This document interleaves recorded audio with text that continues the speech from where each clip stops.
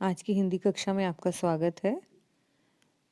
आज हम फिर से पढ़ेंगे फिराक गोरखपुरी जी द्वारा रचित गज़ल, जिसके 5 अंश मैं आपको पहले ही समझा चुकी हूँ। आज के 5 अंश हम शुरू करने से पहले ये समझेंगे कि फिराक गोरखपुरी जी ने गज़ल में दर्द तथा कसक का वर्णन किया है।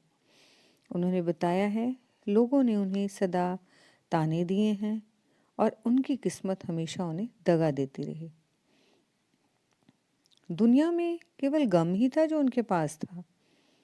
उन्हें लगता है जैसे रात के सन्नाटे बोल रहे हैं। फिर शायर जो है इश्क के बारे में बोलते हैं कि इश्क वही पा सकता है जो अपना सब कुछ दांव लगा दे। तो आगे की गज़ल में कुछ इस तरीके से फिराक गोरखपुरी जी ने अपने भाव व्यक्त किए हैं कि तेरे गम का पास से अदब है कुछ दुनिया का ख्याल भी, सबसे छिपा के दर्द के मारे चुप चुप के रोले हैं। तेरे गम का पास से अदब लिहाज या सम्मान, दुनिया, संसार, ख्याल, ध्यान रखना। तो यहाँ पर शायर ने क्या कहा, तेरे गम का पासे अदब है कुछ दुनिया का ख्याल भी, सबसे छिपा के दर्द के मारे चुप चुप के रोले हैं। कि कवि अपनी प्रेमिका से कहते हैं कि मुझे तुम्हारे गम का पूरा ख्याल है, मैं तुम्हारी पीड़ा का भी सम्मान करता हूँ, परंतु मुझे संसार का भी ध्यान है। यदि सबसे छिपा के दर्द, यदि हर जगह मैं तुम्हारे दिए दुख, तुम्हारे दिए दर्द के गाने गाता फिरूं, तो दुनिया तो हमारे प्रेम को ही बदनाम करेगी ना। तो इसलिए शायर क्या कहते हैं, सबसे छिपा के दर्द के मारे चुपके रोले हैं। इसीलिए मैं इस पीड़ा को अपने हृदय में छिपा लेता हूँ और चुपचाप अकेले में रो लेता हूँ। यहाँ कहने का आशय यह है कि प्रेमी अपने दुख को संसार के सामने प्रकट नहीं करते। यहाँ शायर संसार और प्रेम के द्वंद्व में उलझा हुआ है। उसके मन में अपनी प्रिया के प्रति पूरा सम्मान और दायित्व है, लेकिन दूसरी ओर क्योंकि वो संसार में रहता है, दुनिया में रहता है, तो सांसारिक और दुनियादारी के दायित्व भी उसके ऊपर हैं। कवि प्रेम की मनोदशा में है तो उस पर सांसारिक जिम्मेदारियां भी हैं और प्रेम का कोमल एहसास भी है। इसमें तालमेल बिठाते हुए वो अपनी प्रिया के लिए चुपके रो लेता है और अपना प्रेम भी प्रकट कर देता है। तो यहाँ पर विशेष में हम कहेंगे, कवि ने विरह भावना का प्रभावी चित्रण किया है। उर्दू मिश्रित हिंदी भाषा है, चुपके में पुनरुक्ति प्रकाश अलंकार है। छंद तो गजल है ही है, पर यहाँ थोड़ा वियोग श्रृंगार रस का भी वर्णन किया है। अब चलते हम अगले अंश में। फितरत का कायम है तवाजुन आल में हुस्न इश्क में भी, उसको उतना ही पाते हैं खुद को जितना खोले हैं। फितरत स्वभाव, कायम स्थापित करना, तवाजुन मतलब संतुलन, आल में हुस्न इश्क प्रेम और सौंदर्य का संसार। तो यहाँ पर फिराक गोरखपुरी जी ने प्रेम की प्राप्ति का उपाय बताया है। क्या उपाय बताया है? फितरत का कायम है तवाजुन आल में हुस्नो इश्क में भी, कि प्रेम और सौंदर्य के संसार में संतुलन कायम है। हम उतना ही प्रेम पा सकते हैं जितना हम अपने आप को खोते चले जाते हैं या जितना प्रेम में डूबते चले जाते हैं। यहाँ दूसरे शब्दों में कहा जाएगा, उसको उतना ही पाते हैं जितना खुद को जितना खोले हैं। दूसरे शब्दों में कहेंगे, प्रेम में पहले स्वयं को मिटाना पड़ता है। जो व्यक्ति जितना अधिक समर्पण करता है वो उतना ही अधिक प्रेम प्राप्त करता है। यहाँ कवि प्रकृति के मूलभूत स्वभाव की बात कर रहा है। मूलभूत स्वभाव क्यों? तो मानव स्वभाव है कि जहाँ जिस चीज को हम पाना चाहते हैं उसके लिए हमें बराबर मूल भी देना पड़ता है, उतना ही हमें उसका चुकाना पड़ता है। या खुद को खोने का आशय है अहंकार खो देना या समर्पण कर देना। कवि के अनुसार प्रेम पाने का एकमात्र उपाय है अपने अंदर से अहंकार को बिल्कुल गला देना, नष्ट कर देना और अपने प्रिया या प्रेमिका के प्रति समर्पण भाव को अपना लेना। तो कवि प्रेम और सौंदर्य के लिए खोने और पाने के संतुलन की बात करता है। यहाँ विशेष में हम कहेंगे कवि ने प्रेम के स्वभाव को स्पष्ट किया है। जैसे कबीर ने भी कहा था, जिन खोजा तिन पाया गहरे पानी पैठ, मैं बपुरा खोजन चला रहा किनारे बैठ। खोकर पाने में विरोधाभास अलंकार है कि एक तरफ खोना दूसरी तरफ पाना। भाषा वही उर्दू हिंदी मिश्रित और गजल छंद है। आगे पढ़ेंगे हम 8वां। आबो ताब अशआर ना पूछो तुम भी आंखें रखो हो, ये जगमग बैतों की दमक है या हम मोती रोले हैं। कि आबो अशार चमक दमक के साथ आंखें रखो हो, देखने में समर्थ हो। बैत होते हैं शेर को कहा जाता है, शेरो शायरियां वाला। और मोती रोले आंसू छिलकाना। इसमें कवि ने अपनी काव्य सृजन का आधार अपनी व्यथा अपने दुख को बताया कि मैं दुखी होकर मेरे अंदर से ये शब्द जो है निकल कर आते हैं।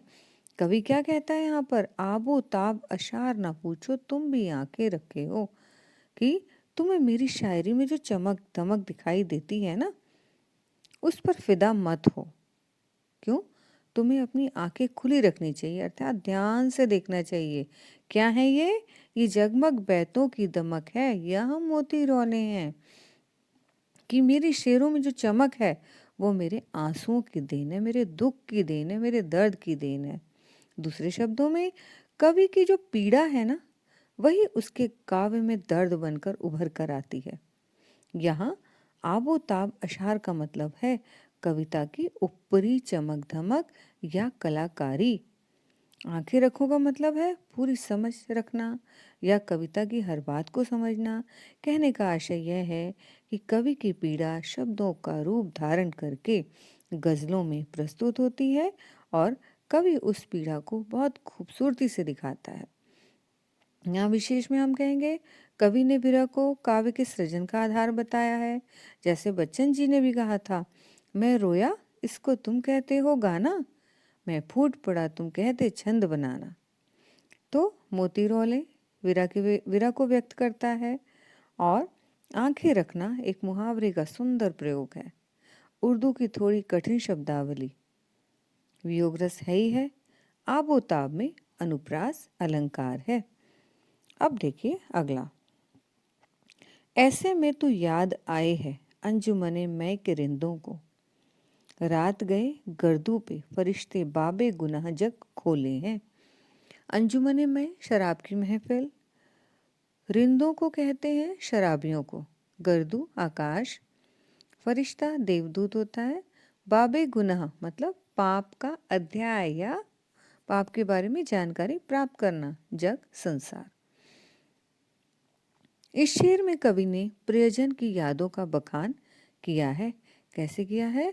कवि कहते हैं, हे प्रिय, तुम वियोग के समय इस तरीके से याद आते हो जैसे अंजुमने मय में रिंदों को, जैसे शराब की महफिल में शराबियों को शराब की याद आई जाती है और वो जिस समय शराब के नशे में डूबे होते हैं, आधी रात तक डूबे रहते हैं, जैसे आधी और उसी तरह आधी रात के समय देवदूत आकाश में संसार के पापों का अध्याय खोलते हैं। यहाँ कहने का मतलब है कि यहाँ पर यह कहा गया है कि रात के सन्नाटे में, शराब घर में, मदिरालय में शराबी अपना गम दूर करने के लिए रात भर शराब पीता रहता है। ठीक वैसे ही उसी समय आकाश में या संसार का लेखा जोखा करने के लिए कौन होता है? देवदूत प्रस्तुत होता है और वो सारे संसार के पापों का अध्याय खोलता है। तो इसमें कवि शराब खाने में शराबियों की दशा का वर्णन करता है और उसे शराब की बहुत याद आती है। तो यहाँ पर विशेष में है कि विरहावस्था का सुंदर चित्रण है। अंजुमने मय, रिंदों, गर्दू, फरिश्ते, बाबे गुना आदि फारसी के शब्दों का सुंदर प्रयोग है। गजल छंद है और वियोग श्रृंगार माधुर्य गुण है। अब हम देखेंगे अंतिम पंक्तियां। सदके फिराग एजाज़े सुखन के कैसे उड़ा ली ये आवाज़, इन गज़लों के पर्दों में तो मीर की गज़लें बोले हैं। सदके फिराक एजाज़े सुखन, यहाँ पर सदके मतलब होता है कुर्बान, एजाज़े सुखन बेहतरीन काव्य। इस शेर में शायर अपनी शायरी पर स्वयं ही मुग्ध है और स्वयं ही वाहवाही कर रहा है। कैसे कि सदके फिराक एजाज़े सुखन के कैसे उड़ा ली ये आवाज़। फिराक कहते हैं उसकी गज़लों पर लोग मुग्ध होकर कहते हैं, फिराक तुमने इतनी अच्छी शायरी कहाँ से सीख ली। तो अब वो क्या कह रहे हैं, इन गज़लों के पर्दों में तो मीर की गज़लें बोले हैं, कि इन गज़लों के शब्दों में हमें मीर, जो कि एक उर्दू के बहुत अच्छे शायर थे, मीर कवि की गज़लों की सी समानता दिखाई पड़ती है। यहाँ कहने का भाव है, कवि की शायरी प्रसिद्ध कवि मीर के समान उत्कृष्ट और खूबसूरत है।